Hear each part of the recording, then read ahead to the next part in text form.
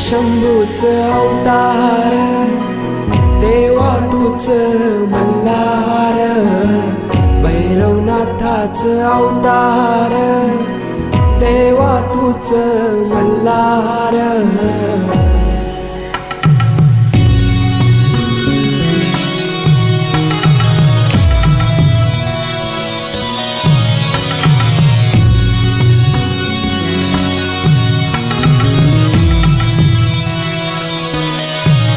ठेवून बाणाई पहिल्या पायरीला, घेऊन मानसा देवी संगतीला, वध करूनी मनी मल्हार.